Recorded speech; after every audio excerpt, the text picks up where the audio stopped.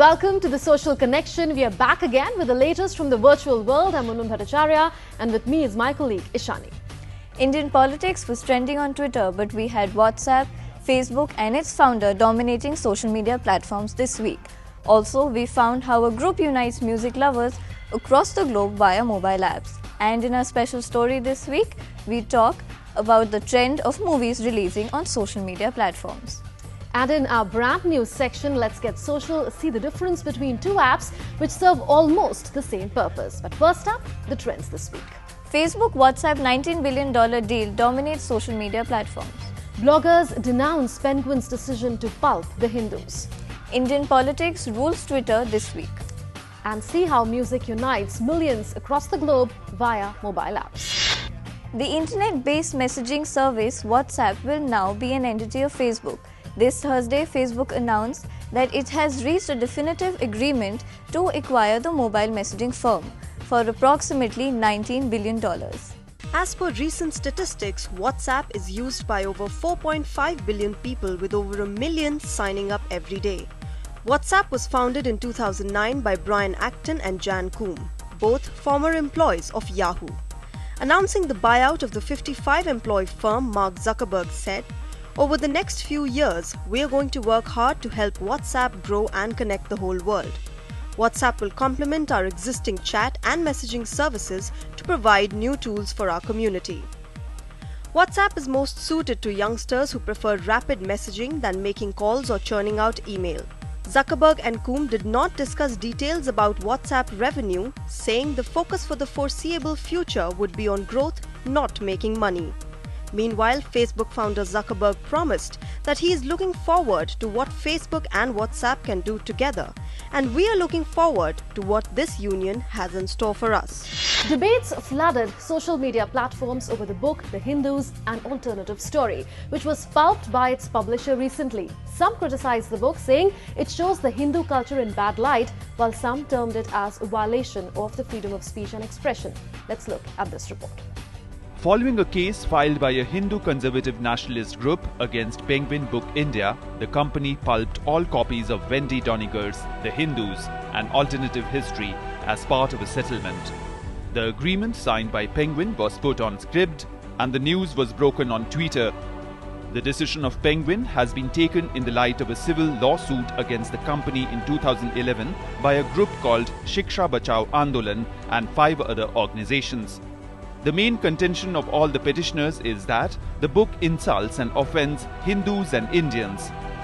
Recently, Penguin has issued a statement regarding this case in its official Facebook page. The excerpt of the publisher's statement said it remained committed to every individual's right to freedom of thought and expression. In protest against Penguin's decision, former editor of the Hindu newspaper Siddharth Varadarajan, along with academic Jyotirmaya Sharma, asked the publisher to pulp their books and revert copyright. Siddharth tweeted that he, along with Jyotirmaya Sharma, have asked Penguin to pulp our books and revert copyright so that we can deal with any would-be bullies on our own terms. Booker Prize-winning author Arundhati Roy, novelist Vikram Seth and many activists backed Wendy's work and cautioned against yielding to extremism of any kind. Many criticized the decision of Penguin, and an online petition has also been initiated in support of Wendy Doniger's book. This case is only the latest in a long series of outrage against freedom of expression.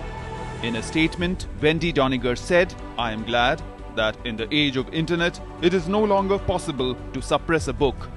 The Hindus is available on Kindle, and if legal means of publication fail, the internet has other ways of keeping books in circulation." Now moving on to Twitter, the commutation of Rajiv Gandhi's assassins was the top trend, followed by the much talked about Telangana bill. Anna Hazare was back in news, and this time it was not because of Arvind Kejriwal. Here's a look at what the Triples had to say. When the decision to free former PM Rajiv Gandhi's assassins came in this week, a debate sparked off in Twitter. Many reacted on the Tamil Nadu government's decision.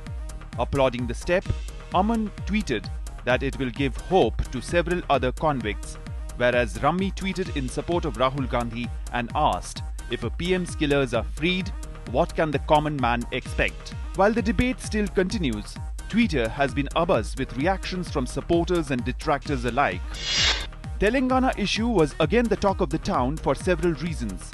The bill's passage in the Lok Sabha, blackout of Lok Sabha TV, resignation of Andhra Chief Minister Kiran Kumar Reddy, protests against the bifurcation of the state, and introduction of the bill in Rajya Sabha were the issues that were discussed by the Twitterati. Expressing happiness over the passage of the Telangana bill, Kallal Janardhan thanked the Congress and BJP for supporting the bill. Leader of opposition in the Lok Sabha, Sushma Swaraj, condemned the blackout, saying that it was done without their knowledge. Lok Sabha TV CEO Rajiv Mishra later clarified that the blackout of the Lok Sabha proceedings was a technical failure. Also, anti-corruption crusader Anna Hazare made news this week when he decided to campaign for Mamata Banerjee-led Trinamool Congress. While some tweeples criticized Hazare for being influenced by those around him, others commented that a fourth alternative might be in the offing. Lakshman tweeted that Hazare only knew fasting. It is the people around him who are managing everything.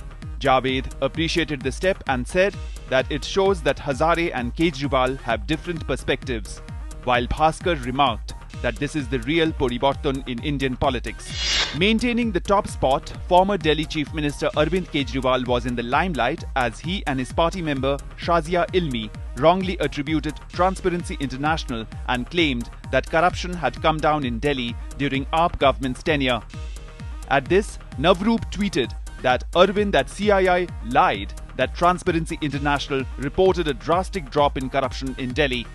After Transparency International denied this claim, the party issued an apology to the corruption watchdog over the issue.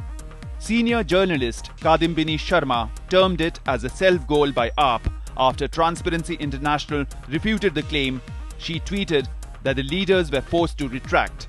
Liar Kejriwal was another hashtag that trended continuously for a couple of days. It is a commonly known fact that music brings people together. Many of you must have sat in coffee shops and complimented a complete stranger on his, say, guitar skills and ended up making a new friend. For such music lovers or learners, Smule is the thing. Smule believes that music has the power to break down barriers and bring together people from all over the world. Here's a report about them. Created in 2008, Smule's mission claims that over 125 million people across the globe are creating communities, meeting new like-minded friends and having fun making music together on Smule. Music is much more than just listening. It is about creating, sharing, discovering, participating and connecting with people. And who would know better than us with such a rich cultural heritage? Smule is the original social network with the power to break down barriers, touch souls, and bring people together from all over the world through its apps. They have combined the magic of today's technology with the art of making music and liberate the creative musician in you. Their apps include Magic Piano, Strum, Sing Karaoke, Magic Guitar, I Am T-Pain, and Ocarina. They host magic battles which have people rapping or playing some instrument with the help of their apps and upload them on YouTube. We also see tutorials by their team on how to play different songs on instruments. Also, they have live broadcasts which are like live radio broadcasts in the studio on making music. Not only are their views on each videos in thousands, but many have also liked, shared and commented on their YouTube channel seeking help or appreciating their efforts. Welcome back. A small change on the social media giant Facebook helped create worldwide discussion on gender roles. Facebook announced that it will allow users to customize their gender after consulting on the subject with gay and transgender advocacy groups. Let's have a look. Facebook introduced at least 56 options to identify gender for its users. Previously, users had to identify themselves as male or female. They were also given the option of not answering or keeping their genders private. In a post, Facebook announced that the options include pangender, gender questioning, trans female, trans masculine, intersex, two-spirit and neither, among others. Users can also choose whether to be referred to as he or she or they. On Facebook Diversity, the site's pro-diversity page, it wrote, "When you come to Facebook to connect with the people, causes and organizations you care about, we want you to feel comfortable being your true authentic self." One Samantha Suzanne commented, It's about time people open their minds and stop judging others because they aren't exactly as they want to see them. However, the new option will initially only be for those using the site in US English. We are eager to see how this move is received when it is introduced in India. New Zealand's victory in the two-test series against India and Kiwi captain Brendan McCullum making a historic triple century were trending on Facebook and Twitter. Here's a story on how the social media reacted to this. Brendan McCullum has become the first ever New Zealand player to score a triple test century. The Kiwi captain made history on the fifth day of the second test against India, which ended in a draw. Facebook was abuzz with hashtags like Second Test, India vs New Zealand and Wellington. India's latest series defeat at the end of a dismal tour of New Zealand triggered many reactions on Facebook. Meanwhile, bloggers were not far beyond giving their opinion. Arpit Kumar of Sportskida blog wrote, "The defeats against South Africa and New Zealand differ from the ones suffered 2 years back against England and Australia. India's batting lineup hasn't bitterly disappointed even though they have been a tad inconsistent." India's dismal show in the Test and One Day series against New Zealand was discussed at large on the microblogging site Twitter.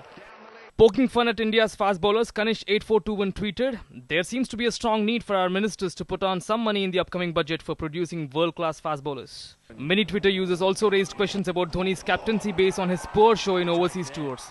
One Sachin Conte tweeted that looking at MS Dhoni's defensive captaincy, we may even lose to Zimbabwe.